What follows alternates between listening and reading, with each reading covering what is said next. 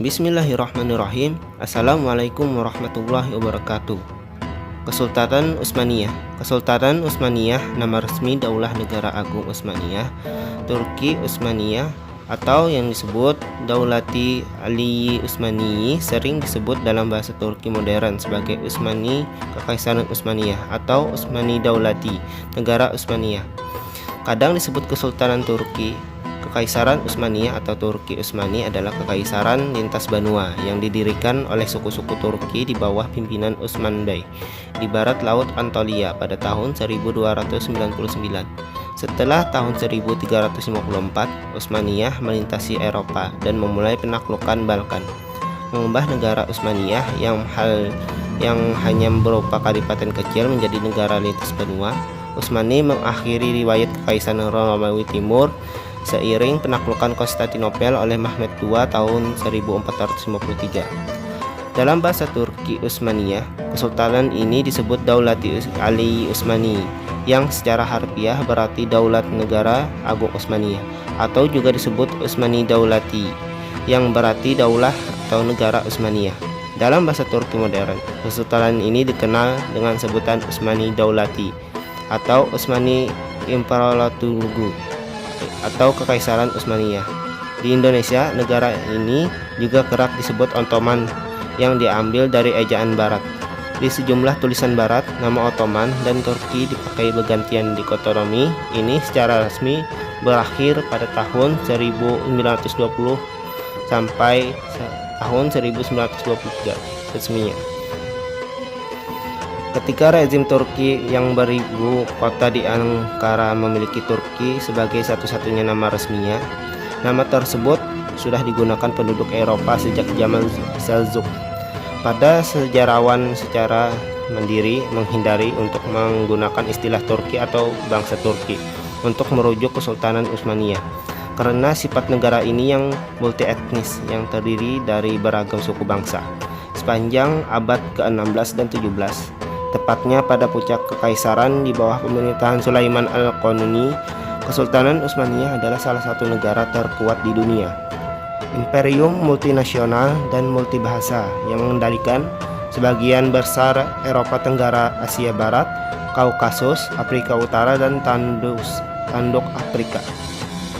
Pada awal abad ke-17, Kesultanan ini terdiri dari 32 provinsi yang sejumlah negara pasal. Beberapa di antaranya dianeksasi ke dalam teritori kesultanan, sedangkan sisanya diberikan beragam tingkat otonomi dalam kurun beberapa abad.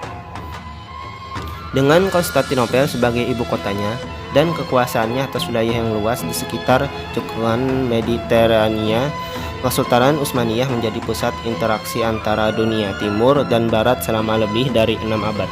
Kesultanan ini bubar pasca Perang Dunia I, tepatnya pada tanggal 1 November tahun 1922.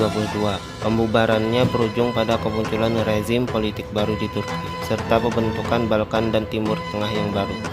Setelah penaklukan Mesir oleh Utsmaniyah pada tahun 1517 oleh Khalifah Al-Mutawakkil III menyerahkan kedudukan khalifah kepada Sultan Salim I.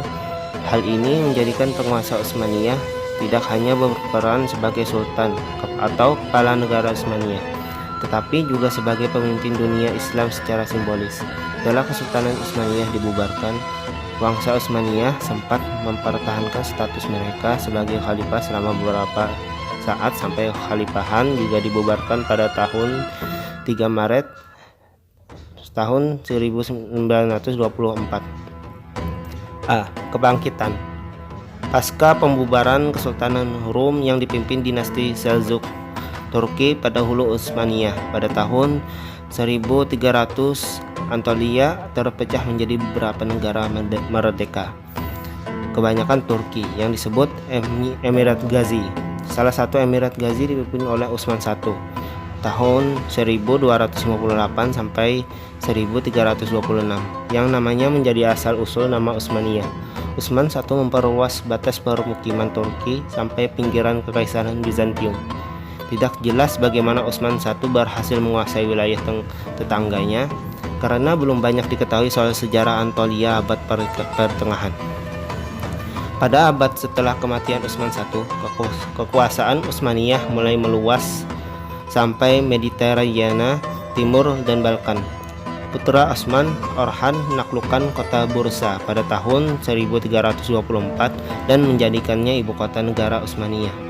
Kejatuhan Bursa menandakan berakhirnya kendali Bizantium atas Anatolia, barat laut. Kota Thessaloniki direbut di Republik Venesia pada tahun 1387. Kemenangan Utsmaniyah di Kosovo tahun 1389 secara efektif mengawali kejatuhan pemerintahan Serbia di wilayah itu dan membuka jalan untuk peluasan wilayah Utsmaniyah di Eropa. Pertempuran Nikopolis tahun 1396 yang dianggap luas sebagai perang salib besar terakhir pada abad pertengahan gagal menghambat laju bangsa Turki Utsmaniyah. Seiring meluasnya kekuasaan Turki di Balkan, penaklukan strategis Konstantinopel menjadi tugas penting. Kesultanan ini mengendalikan nyaris seluruh bekas tanah Bizantium di sekitar kota. Namun warga Yunani Bizantium sempat luput ketika menguasai Turki Mongolia. Tamerlane menyerbu Anatolia dalam pertempuran Ankara pada tahun 1402. Ia menangkap Sultan Bayezid I. Bayezid I menciptakan kekacauan di kalangan penduduk Turki. Negara pun mengalami perang saudara yang berlangsung sejak tahun 1402 sampai 1413 karena para putra Bayezid memperebutkan tahta. Perang berakhir ketika Mehmed I naik sebagai sultan dan mengembalikan kekuasaan Utsmaniyah. Kenaikan juga mengakhiri interregnum yang disebut Petre Depri dalam bahasa Turki Utsmaniyah. Sebagian teritori Utsmaniyah di Balkan seperti Thessaloniki, Makedonia, dan Kosovo sempat terlepas setelah tahun 1402, tapi berhasil direbut kembali oleh Murad II antara tahun 1430 dan 1450-an. Pada tanggal 10 November tahun 1444, Murad II mengalahkan pasukan Hongaria, Polandia, dan Wallachia yang dipimpin Władysław III dan Polandia sekaligus Raja Hongaria dan János Hunyadi di pertempuran Parna. Pertempuran terakhir dalam Perang Salib Parna. 4 tahun kemudian János Hunyadi mempersiapkan pasukannya terdiri dari pasukan Hongaria dan Wallachia untuk menyerang Turki, namun dikalahkan oleh Murad II dalam pertempuran Kosovo kedua tahun 1448. Perkembangan 1. Perluasan dan puncak pada tahun 1453 sampai 1566.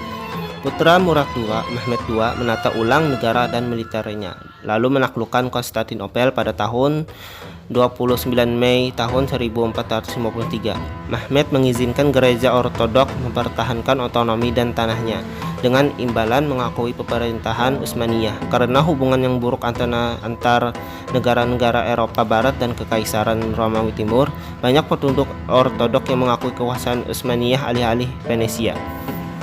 Pada abad ke-15 dan 16, Kesultanan Utsmaniyah memasuki periode ekspansi. Kesultanan ini berhasil makmur di bawah kepemimpinan sejumlah sultan yang tegas dan efektif. Ekonominya juga maju karena pemerintahan mengendalikan rute-rute perdagangan darat utama antara Eropa dan Asia. Sultan Salim I tahun 1512 sampai 1520 memperluas batas timur dan Kesultanan Utsmaniyah secara dramatis dengan mengalahkan Shah Ismail dari Persia Safawiyah dalam pertempuran Chaldiran. Salim I mendirikan pemerintahan Utsmaniyah di Mesir dan mengerahkan angkatan lautnya ke Laut Merah. Setelah ekspansi tersebut, persaingan pun pecah antara Kekaisaran Portugal dan Kekaisaran Utsmaniyah yang sama-sama berusaha menjadi kekuatan besar di kawasan itu. Sulaiman Agung tahun 1520 sampai tahun 1566 mencaplok Bograd tahun 1521, menguasai wilayah selatan dan tengah kerajaan Hongaria.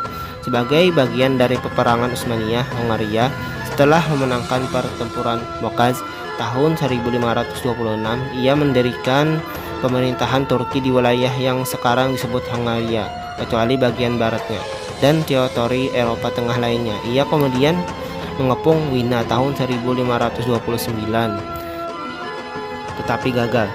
Tahun 1532, ia melancarkan serangan lain ke Wina, namun dikalahkan pada pengepungan Transilvania, Wallachia, dan Moldavia.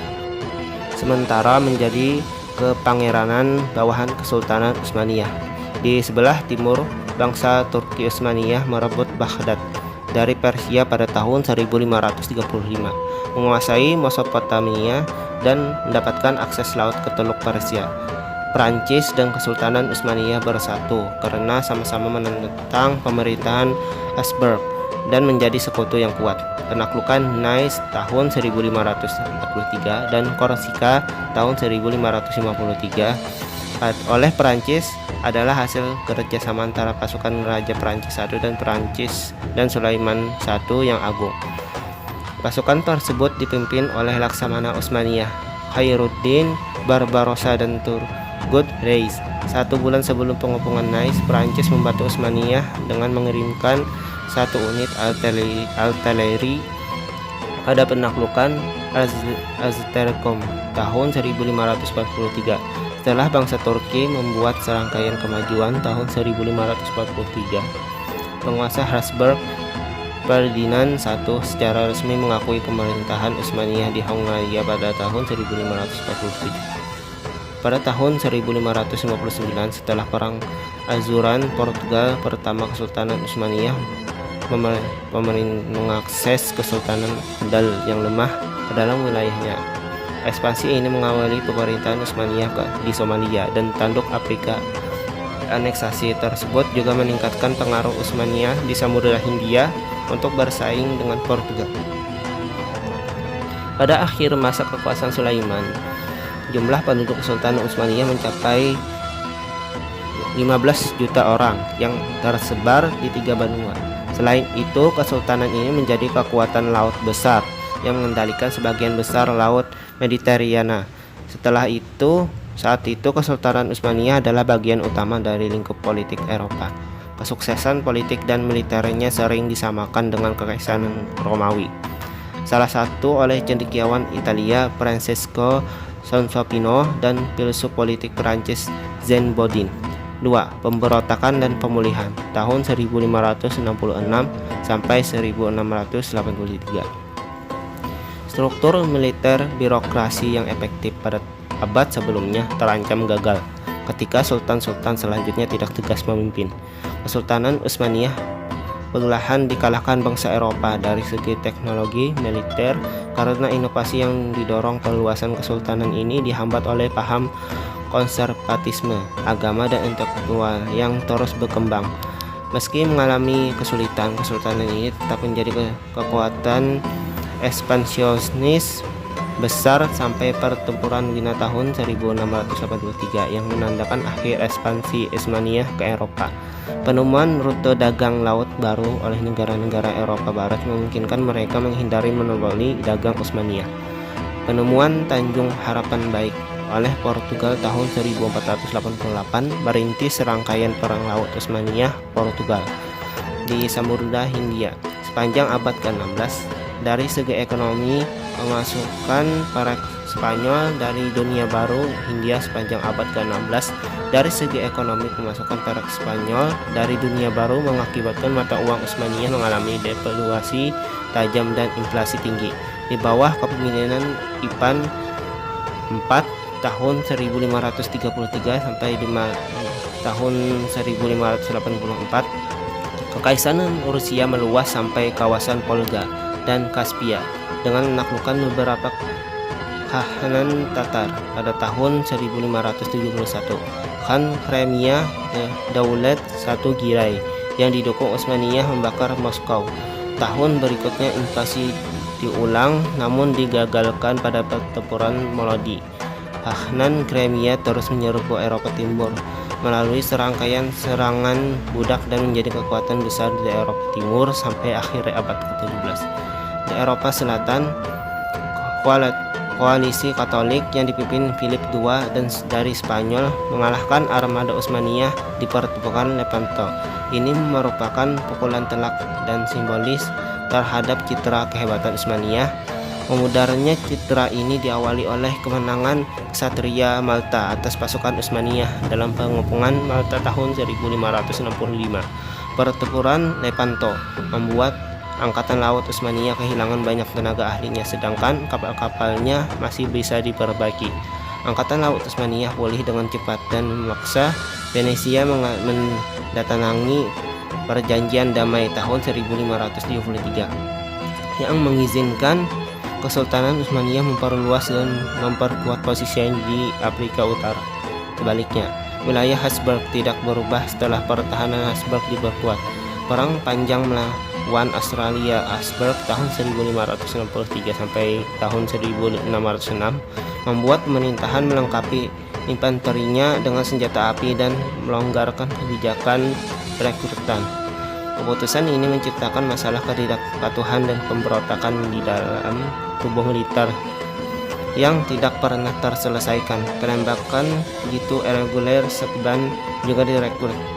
Demobilisasi pun berubah menjadi brigandase perampokan. Dalam pemberontakan Galazi tahun 1595 sampai 1610 yang memperluas aksi anarkis di Anatolia pada akhir abad ke-16 dan awal abad ke-17. Ketika populasi kesultanan mencapai 30 juta jiwa, pada tahun 1600 kelangkaan tanah membuat pemerintahan ditekan habis-habisan.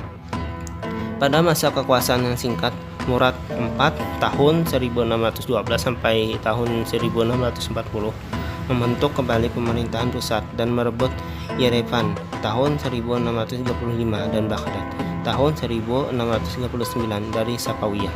Kesultanan Wanita tahun 1648 sampai tahun 1656 adalah periode ketika ibu para sultan muda berkuasa atas nama putranya. Tokoh wanita yang paling berpengaruh waktu itu adalah Qasim Sultan dan menantunya Turhan Hatis. Persaingan politik mereka berjuang pada pembunuhan Qasim pada tahun 1651. Selama era Korfulu tahun 1656 sampai 1703, pemerintahan efektif dijalankan oleh sejumlah wazir agung dari keluarga Korfulu. Kewaziran Korfulu mengalami kesuksesan militer dengan didirikan pemerintahan di Transalpania, penaklukan Kreta tahun 1669 dan ekspansi ke Ukraina Selatan, Polandia, pertahanan terakhir Khotin dan Kamianets. Poldixki dan teritori Podolia bergabung dengan Kesultanan Utsmaniyah tahun 1676. Periode ketegasan baru ini berakhir pada Mei 1683 saat Wazir Agung Kara Mustafa Pasha memimpin pasukan besar untuk mengepung Wina kedua kalinya dalam Perang Turki. Perang Turki besar pada tahun 1683 sampai 1687. Serangan terakhir mereka tertunda karena pasukan Utsmaniyah didesak mundur oleh pasukan sekutu Habsburg, Jerman dan Polandia yang dipimpin Raja Polandia Jan III Sobieski pada pertempuran Wina. Aliansi Liga Suci terus melaju pasca kekalahan di Wina dan memuncak pada perjanjian Karlowitz tahun 26 Januari 1699 yang mengakhiri Perang Turki Besar. Kesultanan Utsmaniyah menyerahkan sejumlah wilayah pentingnya, kebanyakan diserahkan secara permanen. Mustafa II 1695 sampai 1703 memimpin serangan balasan terhadap Wangsa Habsburg di Hungaria pada tahun 1695 sampai 1696. Namun kalah besar di Zenta tahun 11 September 1697. Kemerdekaan dan reformasi tahun 1683 sampai tahun 1827. Pada periode ini ekspansi Rusia membawa ancaman besar yang terus berkembang. Karena itu Raja Charles XII dari Swedia diterima sebagai sekutu Kesultanan Utsmaniyah. Setelah pasukan dikalahkan, Rusia pada pertempuran Poltava pada tahun 1709, bagian dari Perang Utara Besar tahun 1700 sampai tahun 1721. Charles XII mendesak Sultan Utsmaniyah Ahmed III untuk menyatakan perang terhadap Rusia. Utsmaniyah berhasil memenangkan kampanye Sungai Prut yang berlangsung pada tahun 1710 sampai 1712. Pasca perang Australia-Turki tahun 1716 sampai tahun 1718, perjanjian Passarowitz mencantumkan penyerahan wilayah barat Serbia dan Wallachia kecil Oltenia ke Australia. Perjanjian ini juga menyebutkan bahwa Kesultanan Utsmaniyah mengambil sikap defensif dan tidak mungkin melakukan agresi lagi di Eropa. Perang Australia-Rusia-Turki yang diakhiri oleh perjanjian Belgrad tahun 1739 berujung pada kembalinya Serbia dan Oltenia. Namun pelabuhan Azov berhasil direbut Rusia. Setelah perjanjian ini, Kesultanan Utsmaniyah menikmati masa perdamaian karena Australia dan Rusia terpaksa menghadapi kebangkitan Prusia. Sejumlah reformasi pendidikan dan teknologi dilakukan, termasuk pendirian institut pendidikan tinggi seperti Universitas Teknik Istanbul. Pada tahun 1734, sebuah sekolah artileri didirikan untuk memperkenalkan metode artileri barat, namun kalangan ulama Islam mengajukan keberatan atas dasar teodisi.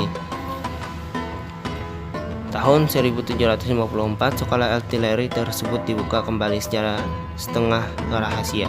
Tahun 1726, Ibrahim Utterperika meyakinkan Wazir Agung Damat Ibrahim Pasha, Mufti Agung, dan para ulama tentang efisiensi percetakan. Utterperika pun diizinkan Sultan Ahmed III untuk menerbitkan buku-buku non-religius meski ditentang sejumlah kaligrafer dan pemuka agama. Percetakan Utterperika menerbitkan buku pertamanya pada tahun 1729. Pada tahun 1743, jumlah karya yang dicetaknya mencapai 17 buah dalam 23 volume, dan masing-masing karya dicetak sebanyak 500 sampai 1000 eksemplar. Pada tahun 1768, para Haidamak, pemberontak Konfederasi Polandia yang dibantu Rusia, memasuki Balta, kota Utsmaniyah di perbatasan Basarabia, dan membantai warganya dan menghanguskan kota tersebut. Tindakan ini memaksa Kesultanan Utsmaniyah memulai perang Rusia-Turki tahun 1768 sampai 1774. Perjanjian Kucuk Gaznarka tahun 1774 mengakhiri perang ini dan memberikan kebebasan beribadah bagi warga Kristen di Provinsi Wallachia dan Moldavia. Pada akhir abad ke-18, serangkaian kekalahan perang melawan Rusia membuat beberapa kalangan di Kesultanan Utsmaniyah yakin bahwa reformasi yang dijalankan Peter Agung memberikan keunggulan bagi Rusia, dan Utsmaniyah harus menggunakan teknologi barat untuk menghindari kekalahan lebih lanjut. Salim III tahun 1789 sampai 1807 lakukan upaya besar pertama dalam modernisasi pasukan. Tetapi reformasi ini terhambat oleh kepemimpinan yang religius dan Kop Yanisari. Karena iri dengan hak-hak militer dan menolak perubahan, Yanisari pun merintis pemberontakan. Semua upaya Salim membuat dirinya kehilangan tahta dan nyawanya. Akan tetapi pemberontakan ini berhasil diredam dengan spektakuler dan kejam oleh penggantinya yang dinamis Mahmud II, yang menghapus Korps Yanisari pada tahun 1826. Revolusi Serbia tahun 1804 sampai 1815 menjadi awal era kebangkitan nasional dan kawasan Balkan pada masa pertanyaan Timur. Suzerainitas Serbia sebagai monarki herediter dengan dinastinya sendiri diakui secara de jure pada tahun 1830. Pada tahun 1821, bangsa Yunani menyatakan perang terhadap Sultan. Pemberontakan yang pecah di Moldavia sebagai bentuk menyatakan perang terhadap Sultan. Pemberontakan yang pecah di Moldavia sebagai bentuk pengalihan diikuti oleh revolusi utama di Peloponnesos dan bagian utara Teluk Koronitos, menjadi wilayah Kesultanan Utsmaniyah pertama yang merdeka.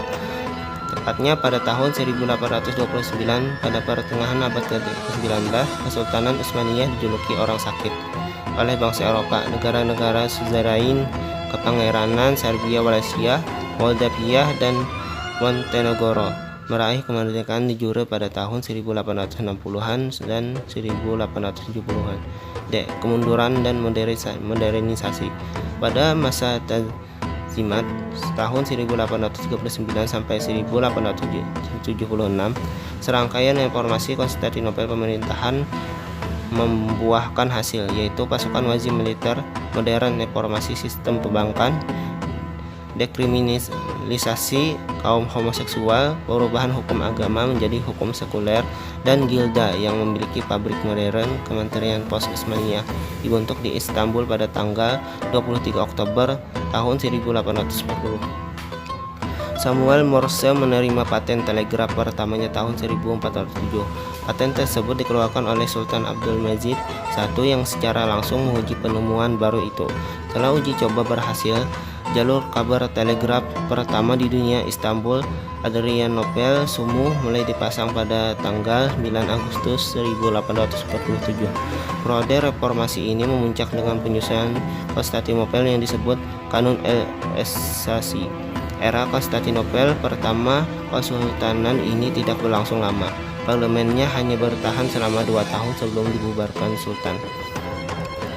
Dikarenakan tingkat pendidikannya yang lebih tinggi, penduduk Kristen di Kesultanan ini mulai unggul ketimbang penduduk Muslim yang mayoritasnya, sehingga penduduk Muslim merasa tidak puas. Pada tahun 1891, ada 571 sekolah dasar dan 94 sekolah menengah Kristen Utsmaniyah dengan 140.000 siswa. Jumlah itu jauh melampaui siswa Muslim di sekolah pada saat yang sama.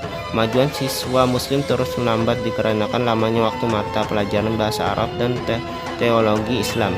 Tingkat pendidikan siswa Kristen yang lebih tinggi memungkinkan mereka memainkan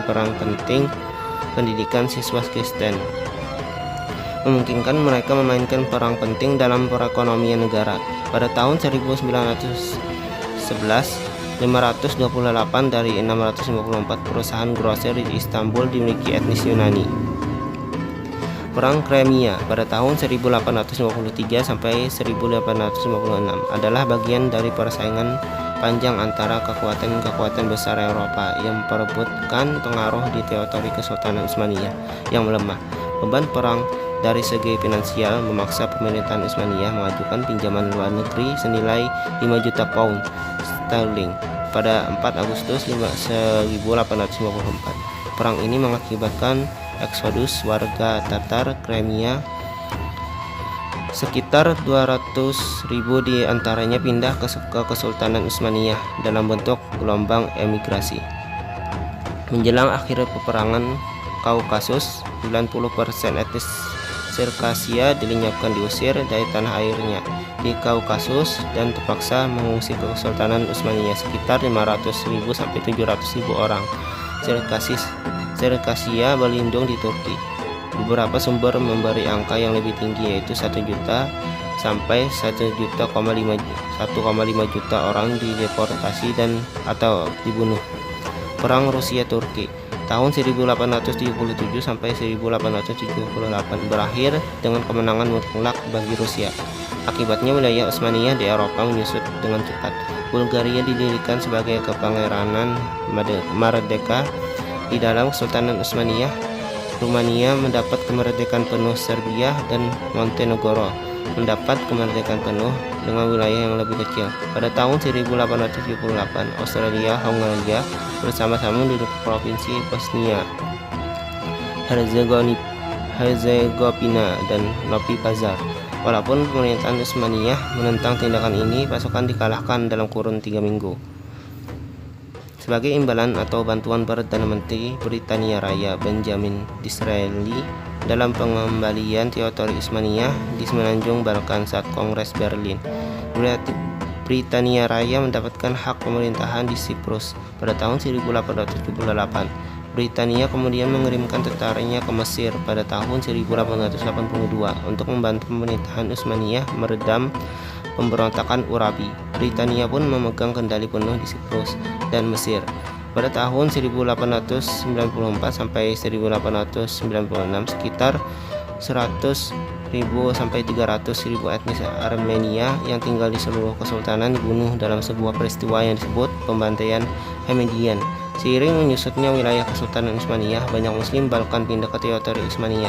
Yang tersisa di Balkan atau ke jantung Kesultanan di Anatolia pada tahun 1923 hanya Anatolia dan Trakia Timur yang dikuasai Muslim. Kekalahan dan pembubaran tahun 1908 sampai 1922. Era Konstantinopel kedua dimulai pasca Revolusi Turki Muda 3 Juli 1908 melalui pengumuman Sultan tentang penggunaan kembali Konstitusi 1826 dan pembentukan kembali Parlemen Utsmaniyah.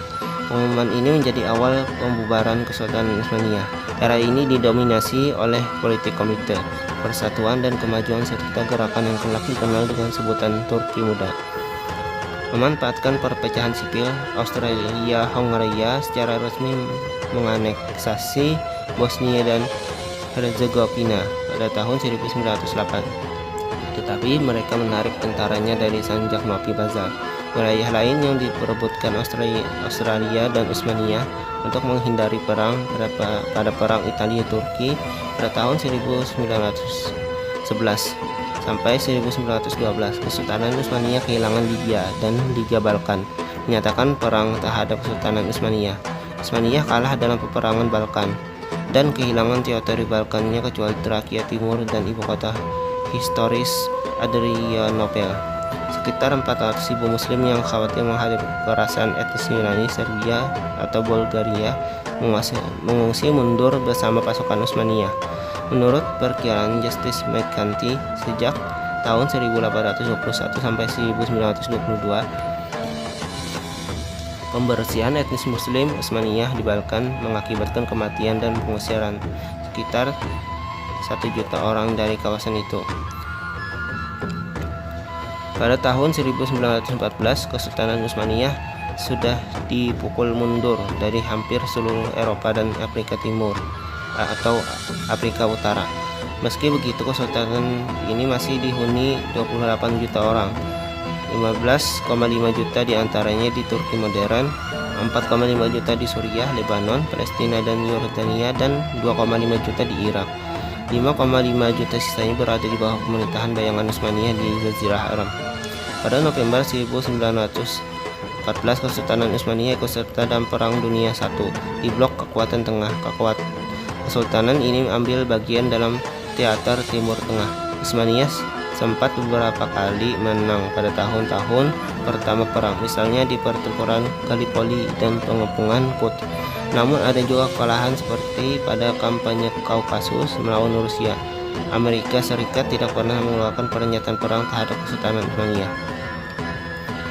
Tahun 1915, saat Angkatan Darat Kaukasus Rusia terus merengsek ke Anatolia Timur, dibantu sejumlah milisis Armenia Utsmaniyah, pemerintahan Utsmaniyah mulai mendeportasi dan membantai penduduk etnis Armenia.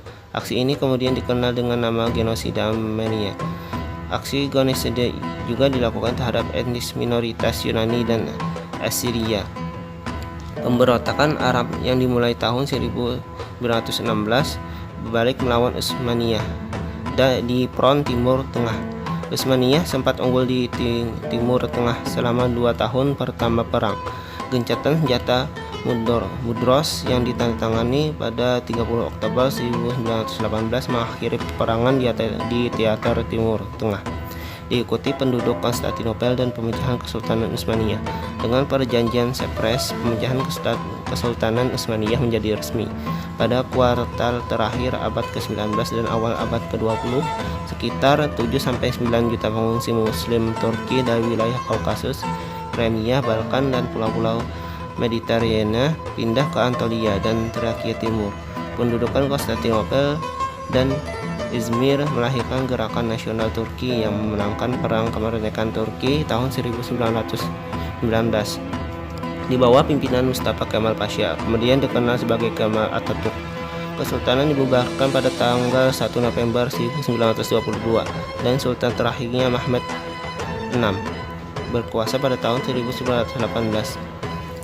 Meninggalkan negara ini pada tanggal 17 November 1922, Majelis Agung Nasional Turki mendeklarasikan Republik Turki pada tanggal 29 Oktober 1923. Kekhalifahan dibubarkan tanggal 3 Maret 1924. Pemerintahan masa Kesultanan Turki Utsmani.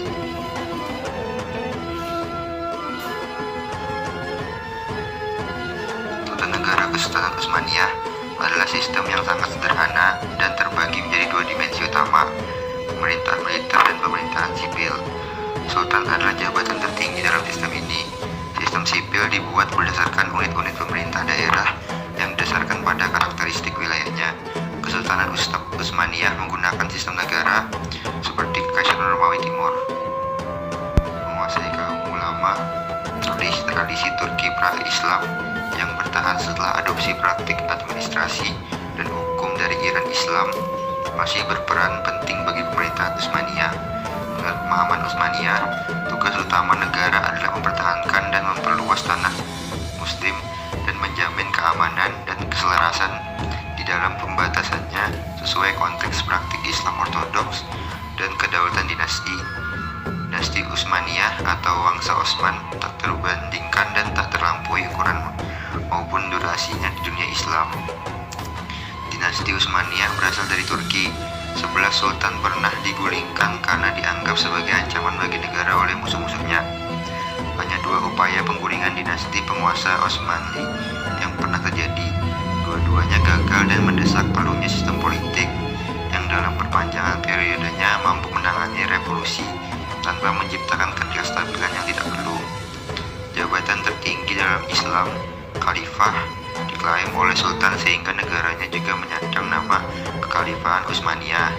Sultan Utsmaniyah, Parisah atau rajanya raja, menjadi pemimpin tunggal kesultanan dan dianggap sebagai perwakilan pemerintahannya. Meski kendalinya tidak selalu mutlak, harem kesultanan adalah salah satu kekuatan terpenting dalam pemerintah Utsmaniyah. Lembaga ini dipimpin oleh Valide Sultan.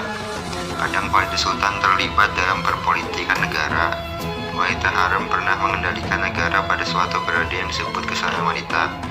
Sultan baru selalu dipilih dari putra sultan sebelumnya. Sistem pendidikan sekolah istana yang kuat diarahkan untuk mengeliminasi calon pewaris yang tidak cocok dan menggalang dukungan elit penguasa terhadap seorang pewaris. Sekolah istana yang juga mendidik calon pejabat negara tidak bersifat jalur tunggal. Jalur pertama madrasah Turki Utsmaniyah Madrasah dirancang untuk umat Islam dan mendidik cendekiawan dan pejabat negara sesuai tradisi Islam. Beban keuangan madrasah ditanggung oleh fakir, sehingga anak-anak keluarga miskin bisa menaikkan status sosial dan pendapatannya.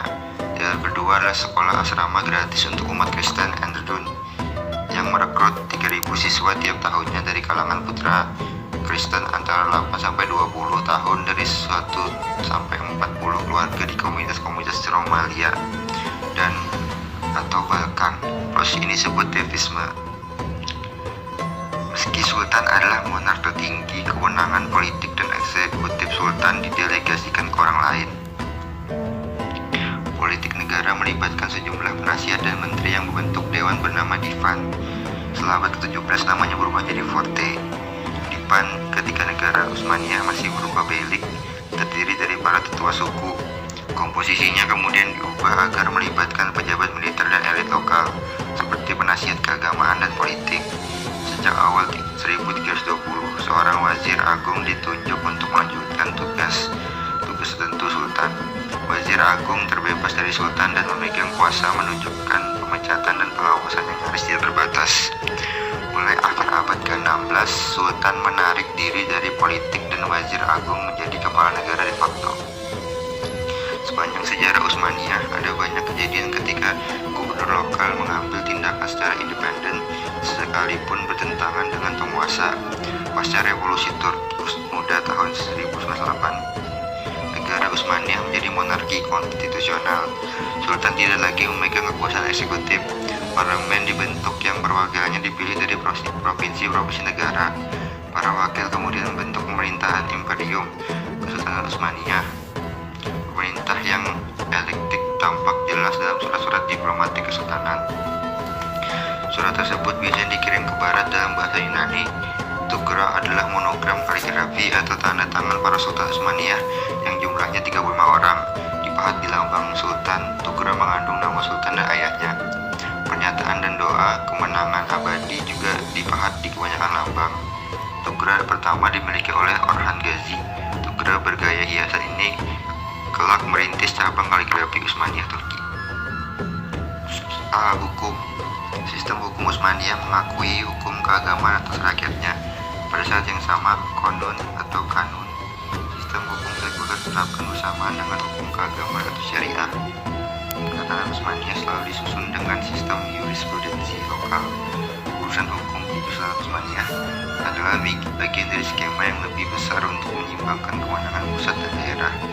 Kekuasaan Utsmaniyah lebih berpusat pada urusan hak tanah, sehingga pemerintah daerah diberi ruang untuk memenuhi kebutuhan milik setempat.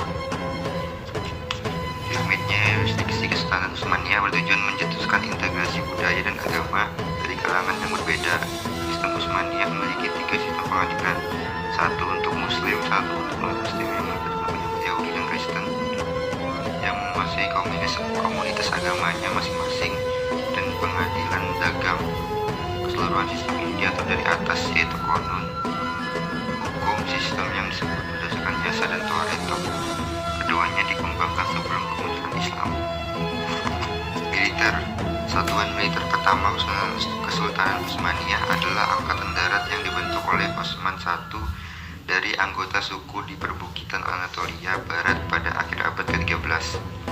Sistem militer pun berubah menjadi organisasi yang rumit seiring kemajuan kesultanan. Militer Utsmaniyah merupakan sistem perekrutan dan pertahanannya kompleks. Korps utama Angkatan Darat Utsmaniyah meliputi Yanisari, Sipahi, Akinci, dan Militeran.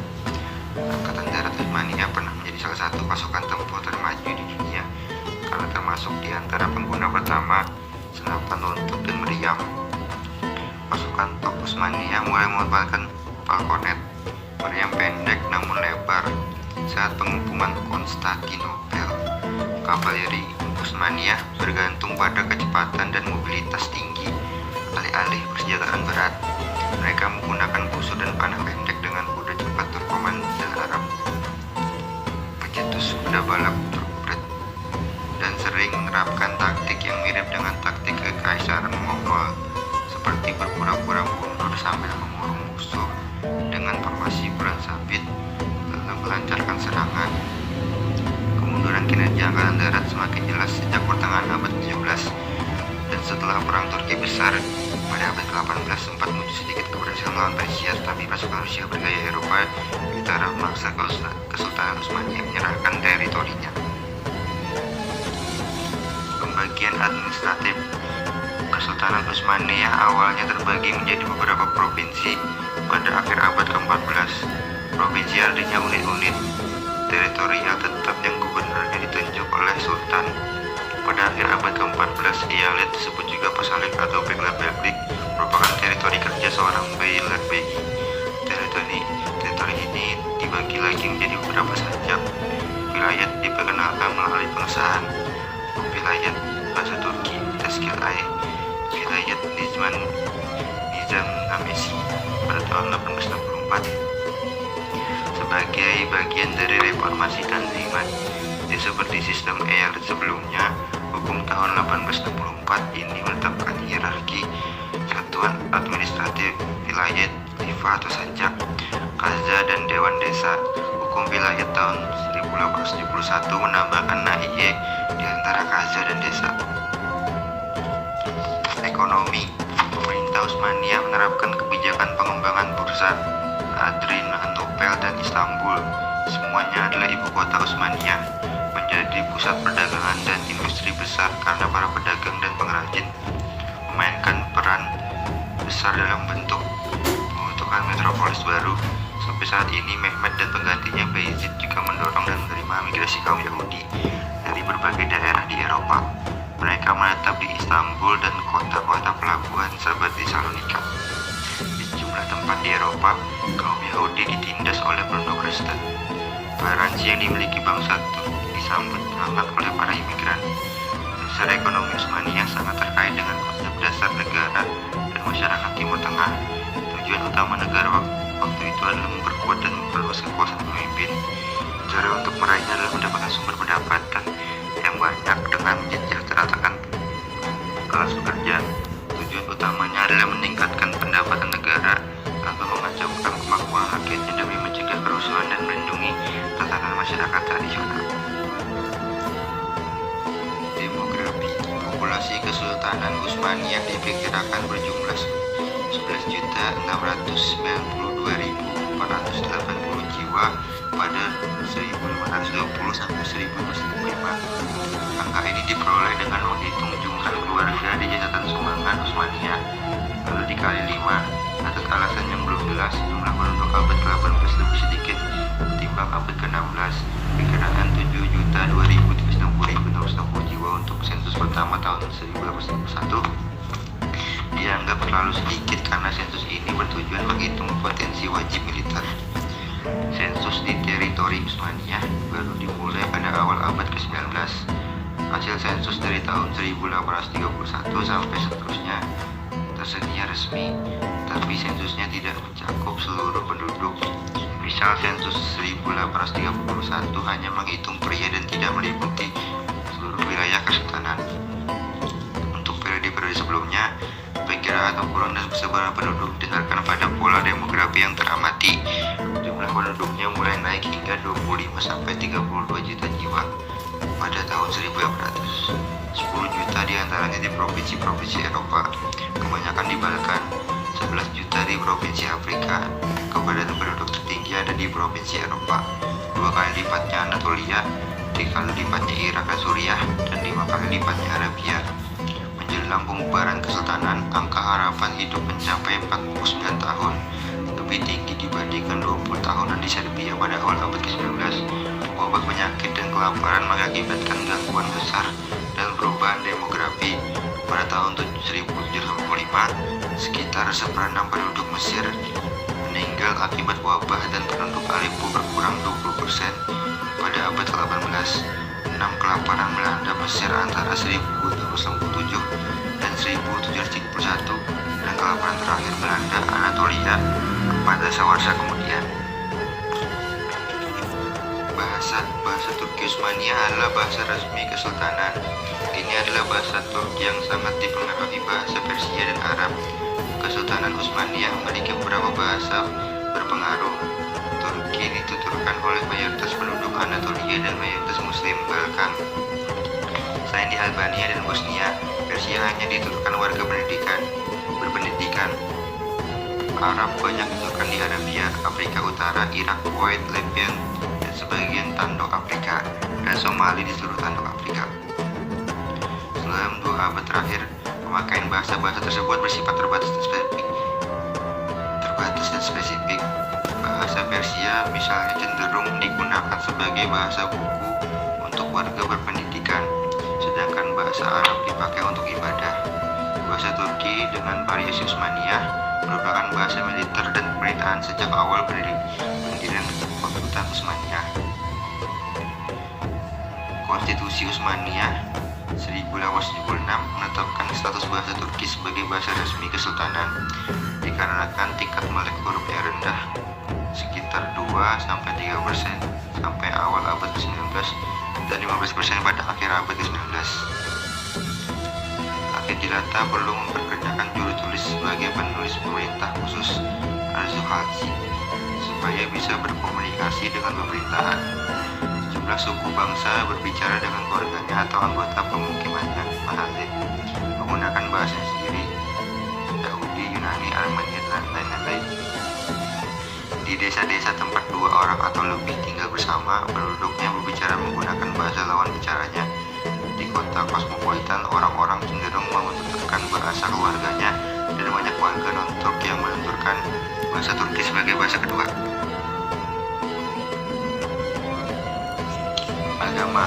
Dalam sistem Kesultanan Utsmaniyah, Walaupun ada kekuasaan hegemon Muslim atau penduduk non-Muslim, komunitas non-Muslim mendapat pengakuan dan perlindungan negara sesuai tradisi Islam. Sampai paruh kedua abad ke-15, penduduk kesultanan ini didominasi penganut Kristen dan dipimpin minoritas Muslim. Pada akhir abad ke-19, populasi non-Muslim mulai berkurang drastis, bukan karena kehilangan wilayah saja, tapi juga perpindahan penduduk. Presentasi Muslim naik menjadi 60% pada 1820-an, lalu perlahan naik ke 69% pada 1870-an, dan 76% pada tahun 1890-an. Pada tahun 1914, hanya 19,1% penduduk kesultanan yang beragama non-Islam, kebanyakan diantaranya adalah Kristen Yunani, Assyria, Armenia, dan Yahudi. Budaya Kesultanan Utsmaniyah menyerap sejumlah tradisi, seni, dan institusi budaya di daerah-daerah yang mereka taklukkan, lalu menambahkan dimensi baru ke dalamnya. Berbagai tradisi dan kebudayaan imperium sebelumnya dalam bidang arsitektur, masakan, musik, hiburan, dan pemerintahan diadopsi oleh bangsa Turk Utsmaniyah.